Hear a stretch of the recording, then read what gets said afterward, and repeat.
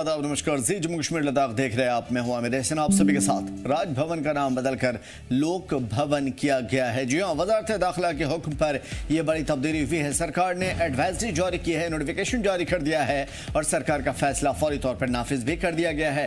जम्मू कश्मीर इंतजामिया ने एक अहम फैसला लेते हुए राजभवन का नाम बदल कर लोक भवन जम्मू कश्मीर कर दिया है और यह फैसला मरकजी सरकार की वजारत दाखिला और LG मनोज सिन्हा के हुक्म पर किया गया है। उसको लेकर के इंतजामिया ने एक नोटिफिकेशन जारी किया है और इस नोटिफिकेशन में यह साफ कर दिया गया है कि मौजूदा नाम राजभवन जम्मू कश्मीर को तरमीम करके अब ऑफिशियली तौर पर लोक भवन जम्मू कश्मीर कर दिया गया है।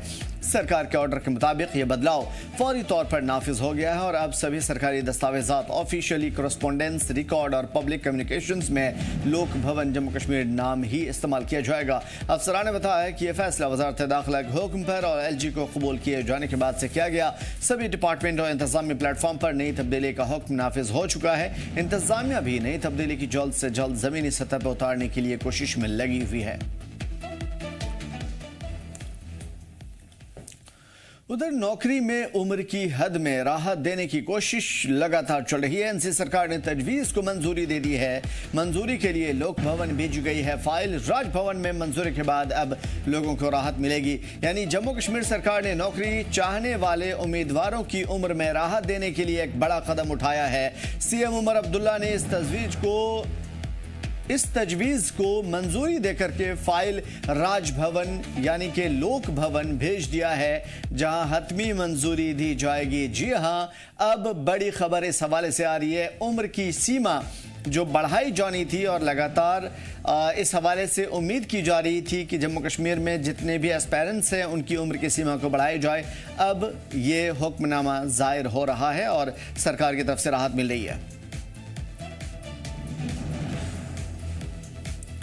तो श्रीनगर में आज PDP सदर महबूबा मुफ्ती ने एक अहम डिस्ट्रिक्ट लेवल की मीटिंग की थी, जिसमें सिविल और एडमिनिस्ट्रेटिव मुद्दों की मीटिंग भी हुई। PDP लीडर इकबाल त्रांबू ने NC सांसद चौधरी रमजान के लिए हालिया पार्लियामेंट स्पीच पर रद्द अमल का इजहार करते हुए कहा कि हसास मुद्दों को सियासत से दूर रखा जाए। ये आज श्रीनगर डिस्ट्रिक्ट की मीटिंग हुई और श्रीनगर सेंट्रिक ही मीटिंग थी। आपको मालूम है कि श्रीनगर के जो लोग हैं इनके वसाइलों पर बहुत असर पड़ा है। यहाँ पर श्रीनगर में एग्रीकल्चरल इकोनॉमी नहीं है। यहाँ पर इकोनॉमी जो है वो ट्रेड है, वो टूरिज्म है, वो एम्प्लॉयमेंट है, इसी पर सारा डिपेंडेंट है। और जहाँ तक शहर श्रीनगर का ताल्लुक है, यहाँ पर मसाइल भी बहुत है। आप ट्रैफिक ले लीजिए, ये भी मसला है। पीने का पानी की दस्तियाबी, ये भी एक मसला है। बिजली का फीस, ये भी एक मसला है। मीटर, ये भी एक मसला है। स्ट्रे डॉग्स का मसला है। ट्रैफिक कंजेशन का मसला है। श्रीनगर सिटी चारों तरफ से मसलों और मसाइलों से घिरी हुई है और श्रीनगर सिटी में एक एक घर में 4-4 फैमिलियां, 5-5 फैमिलियां रहती है। श्रीनगर की इक्तिसादी हालात बहुत खराब है। श्रीनगर के मसाइल बहुत ज्यादा है। श्रीनगर को बहुत सालों से नजरअंदाज किया गया है। श्रीनगर के पास अपने वसाइल नहीं है। जो वसाइल इनके पास है उनकी हालत आप जानते हैं। पहलगाम हमले के बाद टूरिज्म का क्या हुआ, उसके बाद एम्प्लॉयमेंट का क्या हाल है, बेरोजगारी कितनी है, ड्रग्स शहर श्रीनगर में कितने आम है, इस पर कार्रवाई होनी चाहिए। हमारा यूथ इसमें इन्वॉल्व हो रहा है। अनएम्प्लॉयमेंट है, रहने की जगह नहीं है, बाकी सारे मसाइल। तो इसी हवाले से आज हमारी प्रेसिडेंट ने यही जानकारी लेने के लिए श्रीनगर में लोग किन मसलों से दो चार है, इनके बारे में जानकारी उन्होंने हासिल की। और जम्मू कश्मीर के CM उमर अब्दुल्ला ने राजौरी जिले का दौरा किया और चल रहे तरक्याती कामों का डेवलपमेंट प्रोजेक्ट का जायजा लिया। सहाफियों से बातचीत करते हुए उन्होंने सड़कों की खराब हालत पर तशवीश का इजहार किया और कहा कि ये हालत बड़े पैमाने पर चल रही है। अपग्रेडेशन कामों की वजह से मामला रुका हुआ है। CM उमर अब्दुल्ला ने कहा कि ये इस मुद्दे को वजीर दिफा के सामने रखेंगे ताकि बॉर्डर रोड ऑर्गेनाइजेशन के जरिए बनाई जा रही सभी सड़कों को जल्द से जल्द पूरा किया जाए। उन्होंने ये भी यकीन दिलाया कि सरहदी इलाकों में रहने वाले लोगों की हिफाजत के लिए ज्यादा से ज्यादा सेफ्टी बंकर्स बनाए जाएंगे। और दूसरी तरफ कठुआ मेडिकल कॉलेज में गैर हिंदू स्टूडेंट्स के दाखिले को लेकर के उठे तनाज़े पर उमर अब्दुल्ला ने साफ किया और कहा कि दाखिले की बुनियाद सिर्फ मेरिट पे होती है, मजहब पर नहीं। उन्होंने इस तनाज़े को बेबुनियाद बताते हुए एजुकेशन में क्वालिटी एंड फेयरनेस की जरूरत पर जोर दिया। सड़कों की हालत इस वजह से ख़राब नहीं है कि उन पे काम नहीं चल रहा है। सड़कों की हालत थोड़ी खस्ता है क्योंकि वहाँ पे काम चल रहा है। रोड वाइडनिंग का प्रोजेक्ट है, 4 लेनिंग का प्रोजेक्ट है, टनलों का प्रोजेक्ट है। अब इसमें सिर्फ इतना है कि जहाँ टनल का काम चल रहा है वहाँ पे जो एग्जिस्टिंग रोड है कम से कम उसकी मेंटेनेंस होनी चाहिए। अब जो आज मैंने श्रीनगर से सुबह 6:30 बजे निकला हूँ, मुगल रोड से लेके बफलियाज से पूंछ से अब रजौरी, मैंने खुद सड़क का हाल देखा है। अब जो मैंने खुद जो आंखों देखा हाल है उसको मैं government of India Rajnath Singh साहब तक पहुंचा दूंगा, क्योंकि ये सारे बॉर्डर रोड्स की सड़कें हैं। मिनिस्ट्री ऑफ डिफेंस इनकी निगरानी करती है। तो राजनाथ सिंह साहब के साथ मुलाकात करके उनसे गुजारिश करूंगा, एक तो बॉर्डर रोड्स के काम में थोड़ी तेज़ी लाई जाए, और जब तक टनलों का काम मुकम्मल नहीं होता तब तक जो सड़क का हिस्सा टनल के ज़रिए कट जाएगा उसकी ठीक ठाक मेंटेनेंस होनी चाहिए, जो अभी नहीं हो रही। जम्मू कश्मीर के मुख्यमंत्री उमर अब्दुल्ला का आज रजौरी दौरा रहा, जिसमें उन्होंने मीडिया से बात करते हुए ये कहा कि यहाँ की जो सड़कें हैं उनकी हालत को बेहतर से बेहतर बनाने के लिए हमने बीआरओ से भी बात की है, क्योंकि ये बॉर्डर की रोड्स हैं और इनको बीआरओ द्वारा बनाया जा रहा है। फिलहाल उनके ऊपर काम चल रहा है, जिसके चलते सड़कों की हालत जो है ख़राब ज़रूर है, लेकिन आने वाले समय में इन सड़कों को जो है बिल्कुल बेहतर तरीके के साथ बनाया जाएगा और यहाँ की आवाम को राहत मिलेगी। इसके अलावा उन्होंने श्राइन बोर्ड के अंदर जिस तरह से जो चीज़ें चल रही हैं उसको लेकर भी जो है उन्होंने टिप्पणी की और ये कहा कि ये जो यूनिवर्सिटी बनाई गई थी ये किसी एक विचारधारा को लेकर नहीं बनाई गई थी, बल्कि ये अलग अलग लोगों के विचारधारा को लेकर बनाई गई थी। और इस पे उन्होंने कुछ ज़्यादा तो नहीं कहा, लेकिन उन्होंने इसके ऊपर कुछ तीखी बातें ज़रूर कही हैं। इसी के साथ साथ अगर बात की जाए तो उन्होंने यहाँ बॉर्डर डिस्ट्रिक्ट के अंदर जो यहाँ पे बंकर जो बनाए गए, इसके अलावा जिन एरियाज़ में बंकर्स की कमी है उन एरियाज़ में भी जल्द से जल्द बंकर बनकर तैयार होंगे, ताकि यहाँ के लोगों की सेफ्टी को इंश्योर किया जा सके, ताकि आने वाले समय में जब भी कहीं फायरिंग होती है, कोई शेलिंग होती है, ताकि लोग जो है अपने आप को महफूज कर सके, अपने परिवार को महफूज कर सके। अपने साथी लियाकत खटाना के साथ राजौरी से जी जम्मू कश्मीर लद्दाख के लिए मैं अंकित केसर।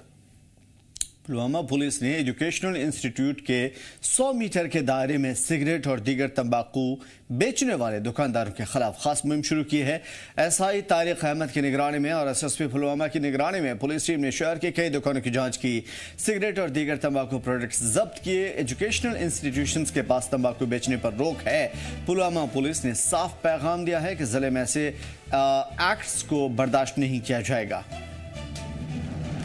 जिला पुलिस पुलवामा ने आज जिला पुलवामा के कई मकामात पर एक स्पेशल ड्राइव चलाई और इस ड्राइव का मकसद ये था कि जो दुकानदार एजुकेशनल इंस्टीट्यूशंस के नजदीक सिगरेट या दीगर तंबाकू प्रोडक्ट्स बेचते हैं उन पर लगाम कसना। तो इस ड्राइव के दौरान जिला पुलिस पुलवामा की जानिब से कई ऐसे तंबाकू प्रोडक्ट्स और सिगरेट जब्त किए गए जो एजुकेशनल इंस्टीट्यूशंस के नजदीक जो दुकानदार ये प्रोडक्ट्स बेच रहे थे, और उन्हें हिदायत भी दी गई कि आगे ऐसा जो है काम ना करे, क्योंकि अगर हम देखें तो एजुकेशनल इंस्टीट्यूशंस के नजदीक जो है सिगरेट या दीगर तंबाकू प्रोडक्ट्स बेचना जो है कानूनन जुर्म है। और आज जिला पुलवामा पुलिस की जानिब से एक स्पेशल ड्राइव जो है वो जिला के अंदर लॉन्च की गई और कई ऐसे दुकानदारों के पास से ये जो प्रोडक्ट्स है उन्हें जब्त किया गया। पुलवामा पुलिस की ये मैसेज है इन शॉपकीपर्स के लिए जो एजुकेशनल इंस्टीट्यूशंस के नजदीक सिगरेट या दीगर तंबाकू प्रोडक्ट्स बेच रहे हैं, उनसे गुजारिश है कि वो ऐसे प्रोडक्ट्स एजुकेशनल इंस्टीट्यूशंस के नजदीक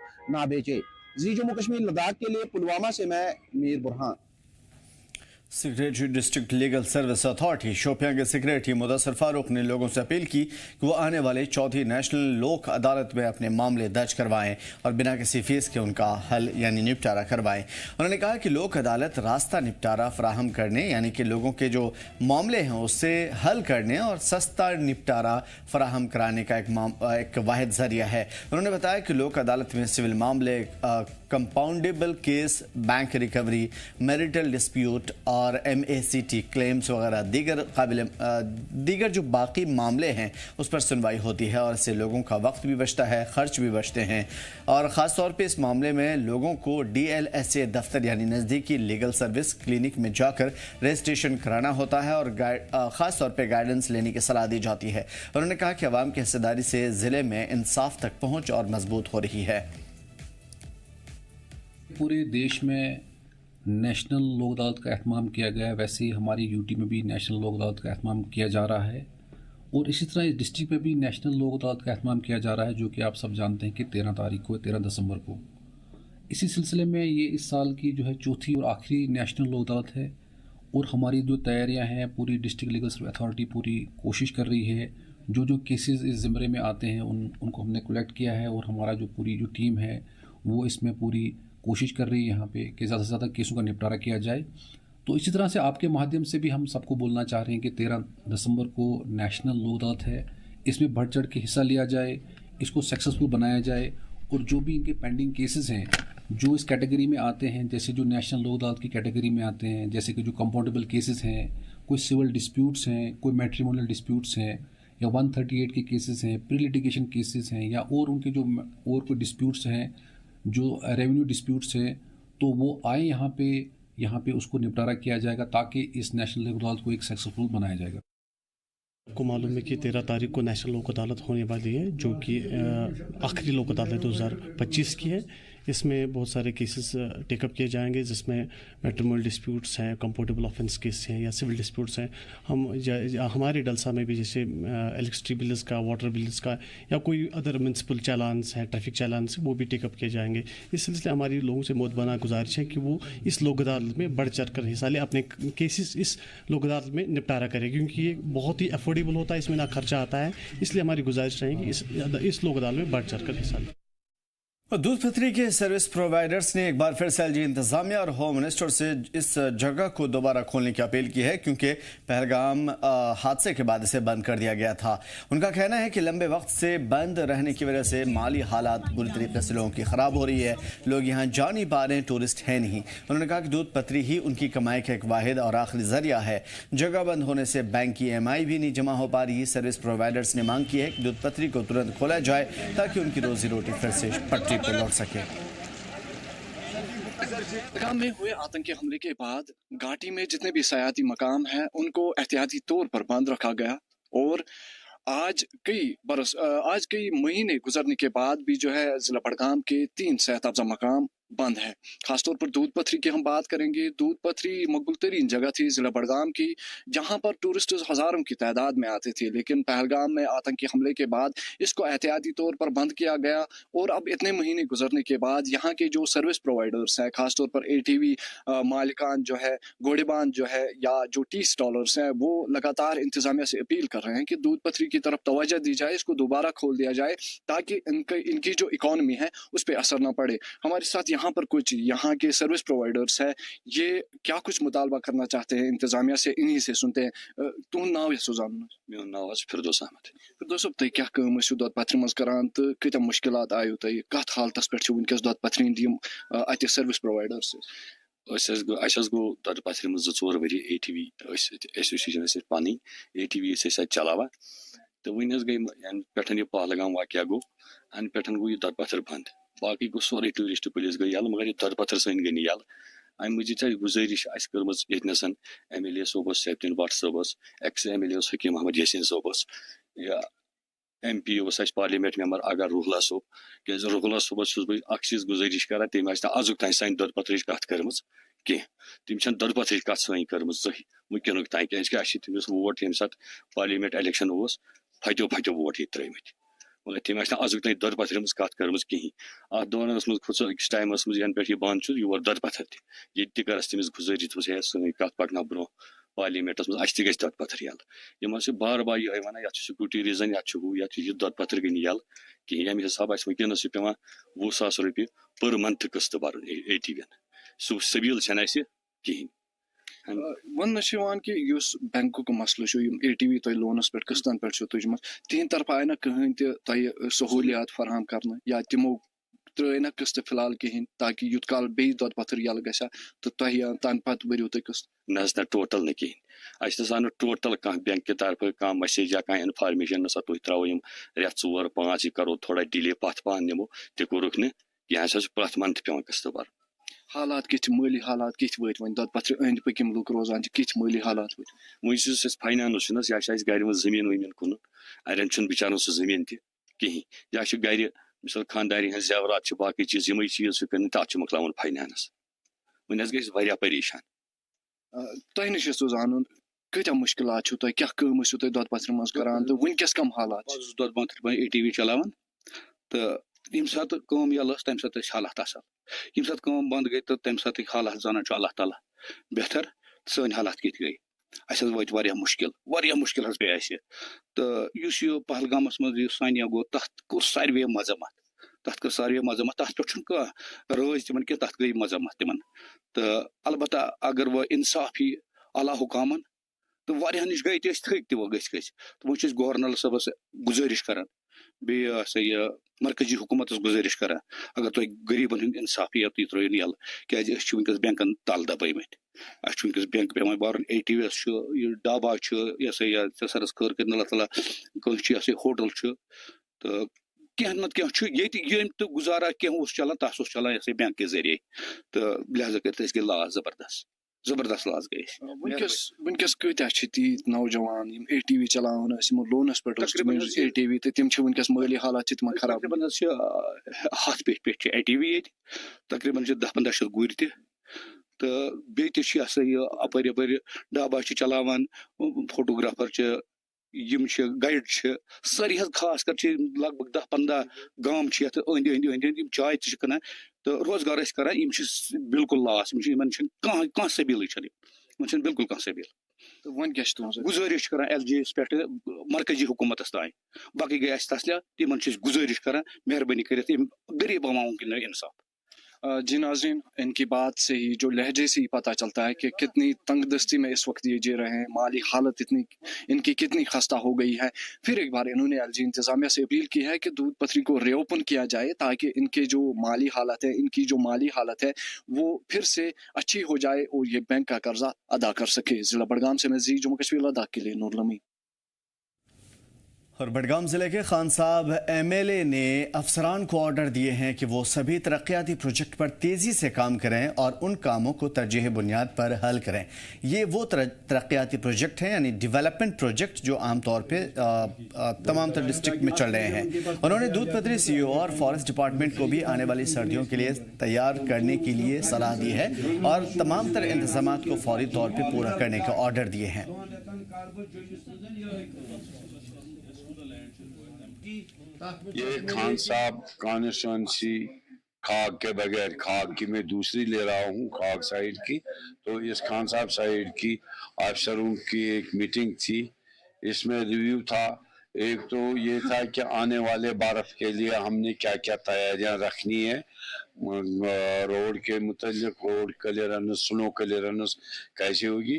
दूसरा था जो प्लान अभी स्टार्ट नहीं हुआ है, अभी कुछ पैसे शुरू नहीं हुए हैं, खासकर इस दूध पथरी में जो बंद है दूध पथरी, तो अब पैसे भी जाया हो जाते। तो काम तो शुरू करें, इसलिए ये मीटिंग बुलाई थी सारे डिपार्टमेंटों की। तोश मैदान और दूध पथरी, इसमें काम जो रुके हुए हैं वो तो हो जाए कम से कम। अगर टूरिस्टों के लिए बंद है, मगर काम के लिए बंद नहीं होने चाहिए, काम नहीं रुकने चाहिए। ये पैसे आज लाए तो कल कहाँ से ला सकते हैं। एक तो ये था, इसके वर्कर्स जो थी, डेवलपमेंटल वर्कर्स अबाउट पथरी तोश मैदान, वो काम शुरू करने के लिए, चालू करने के लिए। गांधरबल में ड्रग एडिक्शन और साइबर सिक्योरिटी को लेकर के मॉरल वैल्यूज पर एक बेदारी सेमिनार चलाया गया और इस तकरीब का इनेकाद जम्मू कश्मीर पुलिस ने किया था। SSP खलील अहमद पोसवाल मेहमान खुसूसी थे। सेमिनार में स्टूडेंट्स ने सकाफती परफॉर्मेंस दिए, कल्चरल प्रोग्राम पेश किए, ताइक्वांडो, मार्शल आर्ट जैसी तमाम तर करतब दिखाए।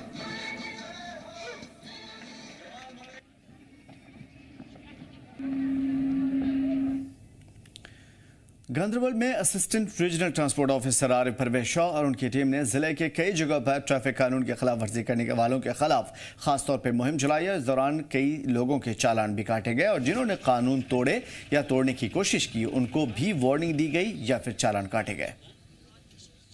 हमारे कमिश्नर सेक्रेटरी ट्रांसपोर्ट और ट्रांसपोर्ट कमिश्नर की हिदायत पे हम used to be on the road time to time, हमेशा हम रहते हैं। आज यही मुद्दा और मकसद है कि जो वायलेशंस को चेक करना है विदाउट परमिट्स गाड़ियाँ चल रही हैं, विदाउट SLD चल रही है, विदाउट लाइसेंस चल रही है, उन पे हमने आज कार्रवाई की।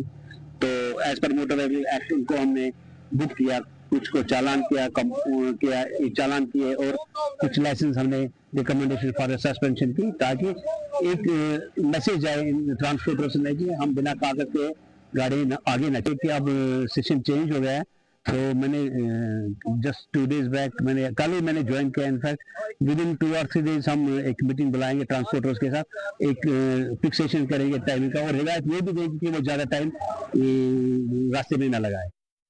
जम्मू कश्मीर के एग्रीकल्चर मिनिस्टर जावेद अहमद ने आज कठवा में राजबाग में शिप गॉट फॉर्म पर 3.5 करोड़ रुपए की लागत से बनने वाले क्वारंटीन सेंटर का संग बुनियाद रखा। प्रोग्राम में महकमे के ऑफिसरान और जसरोटा के MLA राजीव जसरोटिया भी मौजूद रहे।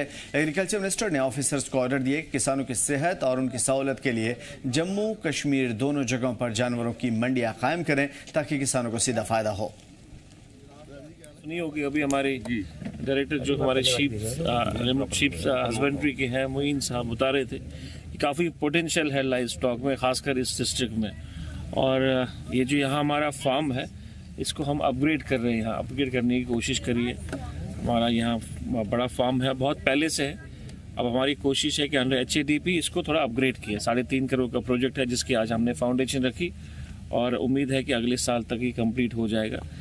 तो यहाँ तमाम वो फैसिलिटी रहेगी एक जो जदीद फार्म में होनी चाहिए। तो उसके लिए आज यहाँ पर आए, हमने क्वारंटाइन सेंटर भी है, उस हवाले से यहाँ आए, आज फाउंडेशन रखी।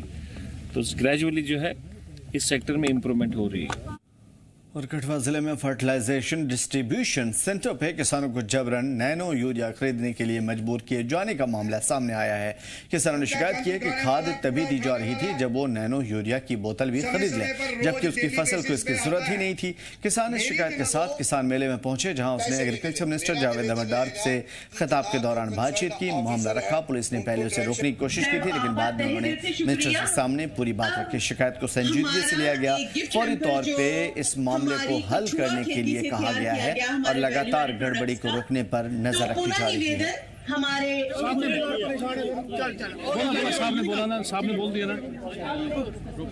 पर यहाँ पर शिकायत है, मैंने डिपार्टमेंट से कहा कि इसकी इन्वेस्टिगेशन करें और मुझे बताएं ये क्या माजरा है, ये क्या हाल है और कौन ऐसा कर रहा है।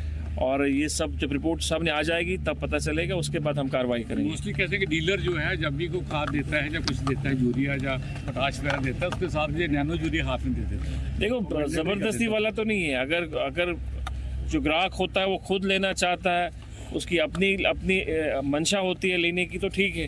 कोई ज़बरदस्ती किसी को कोई चीज़ पकड़वा नहीं सकता। का जो हमारा जो मुद्दा है, हम जो DAP बैग मिलता है 1350 रुपए का, उसके साथ साथ जो डीलर है वो 650 रुपए की जो बोतल दे रहे हैं। पहले नैनो यूरिया देते थे, अब 650 रुपए की नैनो DAP की बोतल दे रहे हैं। वो किस बात के लिए हमें 10 बोरियां लेनी पड़ती है डाई की। 10 बोरी के हिसाब से 6,500 रुपया हमें एक्स्ट्रा पड़ता है इन बोतलों का, जिसका कोई बेनिफिट नहीं, 1% बेनिफिट हमें नहीं है। अगर यूरिया लेने जाए, यूरिया के साथ जो नैनो बोतल मिलती है जो 225 रुपए की, इसका भी हमें कोई फायदा नहीं। बेनिफिट क्या मिला किसानों का? सर यही मुद्दा है, हमें वो इसमें रिलीफ मिला, क्या मिला? ये ट्रैक्टर जब खास बंदों को मिलते हैं, हमें वो भी मिला इधर। हमें किसी से कोई शिकायत नहीं। हमें एक ही मंत्री साहब आए हैं, एक ही बात रखना चाहते हैं कि ये हम किसान इतने परेशान हैं, ना खाद टाइम पर मिलती है। 3 साल से ये ऐसा चक्कर चल रहा है।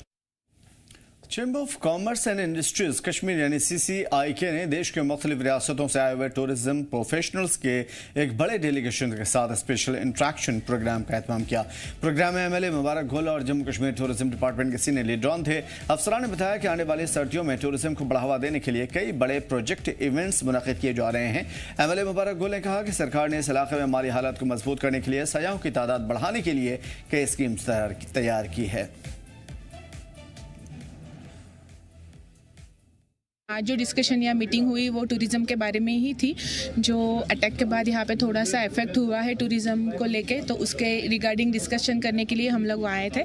तो टूरिज़्म अथॉरिटी और फिर एमएलए वगैरह उनके साथ आज मीटिंग हुई, तो वो लोग टोटली हेल्प करने के लिए रेडी है। जो अपकमिंग सीज़न आ रहा है और हम लोग भी हमारे तरफ से पूरी तैयारी में है कि जो अभी सीज़न आ रहा है विंटर या फिर समर के लिए, तो हम लोग भी उसके लिए ट्राई कर रहे हैं। और आज जब हम लोग एयरपोर्ट पे उतरे तो आज भी यहाँ पे मतलब टूरिस्ट दिख रहे हैं, तो डेफिनेटली नेक्स्ट टाइम भी या फिर जो आने वाले सीज़न है दिसंबर मतलब विंटर सीज़न है या समर सीज़न है, तो डेफिनेटली फुटफॉल बढ़ने वाला है सर। देखिए ये तो बड़ी अच्छी बात है, जो बाहर से हमारे टूर ऑपरेटर्स यहाँ पे आ रहे हैं, कश्मीरी आ रहे हैं वो, और ये देखना चाहते हैं कि जो ये यहाँ पे बिज़नेस कर रहे हैं बहुत सालों से, और जो इनके लोग यहाँ पे आते हैं तो उनमें कॉन्फिडेंस ये बढ़ाना चाहते हैं। तो इनसे लोग वहाँ पे क्वेश्चन भी करते होंगे कि आप खुद कश्मीर गए हो, आप हमें भेजते हो, तो दैट्स वाई कि दे आर हियर। ऐसी बहुत सारी डेलीगेशंस और भी आई और आने वाले भी हैं, वो आर एक्सपेक्टिंग। और अभी जो विंटर का हमारा सीज़न आने वाला है, दिसंबर में एक अच्छा इवेंट होने वाला है, उसमें 200-250 लोग पार्टिसिपेट कर रहे हैं, वो भी एक अच्छी बात है। प्रमोशंस के हवाले से अच्छी न्यूज़ है। और department of tourism, stakeholders, hoteliers, house boat owners या जो भी टैक्सी वाला जो भी इसके साथ जुड़ा हुआ है, अपनी अपनी तरफ से कोशिश कर रही है। और मेरे को लगता है हमें आप लोगों का भी शुक्रगुजार होना चाहिए कि आपने भी हमें हर वक्त हमारे साथ शाना बशाना इन चीज़ों पर काम किया हुआ है। नहीं, गवर्नमेंट का तो पहला रोल तो उन्हीं का होता है टूरिज़्म को प्रमोट करने के लिए, और हम बहुत खुश हैं। गवर्नमेंट भी हमारे साथ साथ चल रही है टूरिज़्म को प्रमोट करने के लिए। अगर हम देखें तो आज की डेट में भी बहुत अराइवल्स हुए हैं, बहुत टूरिस्ट आ रहे हैं और नए साल के लिए भी क्वेरीज आ रहे हैं। मुझे लगता है एक पॉजिटिव मैसेज गई अक्रॉस इंडिया कि अब फिर से हमें कश्मीर की ओर आना चाहिए। तो हम यही सबसे रिक्वेस्ट करते हैं कि कश्मीर के लिए आए और कश्मीर की मेहमान नवाजी का लुत्फ उठाए। उधमपुर जिले के पंचेरी के पटियाल इलाके में पुरस्कार हालत में घास से भरे एक ट्रक में शदीद आग लगी। हालांकि आग में कोई हादसा नहीं हुआ, लेकिन ट्रक को भी काफी ज्यादा नुकसान पहुंचा। हालांकि इस हादसे में किसी को कोई चोट नहीं आई। पुलिस ने मामला दर्ज कर लिया है, जांच जारी है।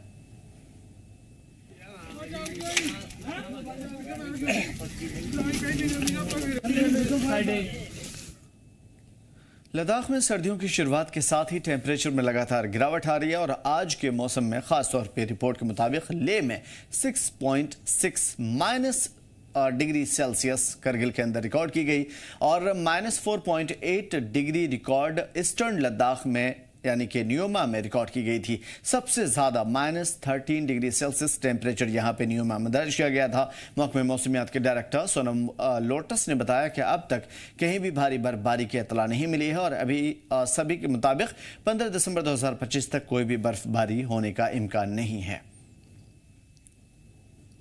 एक फीबल वेस्टर्न डिस्टर्बेंस के कारण, एक कमजोर वेस्टर्न डिस्टर्बेंस के कारण आज दिन भर पूरा वेस्टर्न हिमालयन रीजन जिसमें लद्दाख, हिमाचल प्रदेश, जम्मू कश्मीर में मौसम आमतौर पर उबर आलूद रहा है, बादल छाए रहे हैं, जिसकी वजह से दिन का दर्जा हरारत में थोड़ा मतलब गिरावट आया है। आज दिन ठंड रहा है, तो बर्फ अभी हुआ भी नहीं। आज सुबह से लेके अभी तक लद्दाख के खत्ते ज़ांस्कर के पहाड़ी इलाकों पे, इसी तरह कारगिल के चंद जगहों पे पीक्स पे पहाड़ी इलाकों पे और जोजिला साइड में हल्की तकरीबन 1 से लेके 2 सेंटीमीटर तक बर्फ हुआ है चंद जगहों पे, लेकिन कहीं से भी कोई भी रिपोर्ट नहीं आया कि हेवी स्नोफॉल का। हम तो दुआ करेंगे कि अच्छी बर्फ हो, लेकिन अभी तक ऐसा लगता नहीं। आप खुद देख सकते हैं यहाँ पे एक वेस्टर्न डिस्टर्बेंस का ये क्लाउड मूवमेंट आप देख सकते हैं, यहाँ से पूरा बादल छाए हुए हैं। तो उसी तरह लेकिन जैसे आने वाले दिनों में भी दिसंबर के महीने में आमतौर पर मुझे मतलब ऐसे लगता नहीं, क्योंकि जितना भी वेदर मॉडल्स है तो कोई कंसेंसस भी मॉडल्स का कंसेंसस यही है कि दिसंबर के महीने में अच्छी बर्फबारी नहीं है। फिलहाल इस बुलेटिन में इतना ही, हमें दीजिए इजाजत। देखते रहिए जी जम्मू कश्मीर।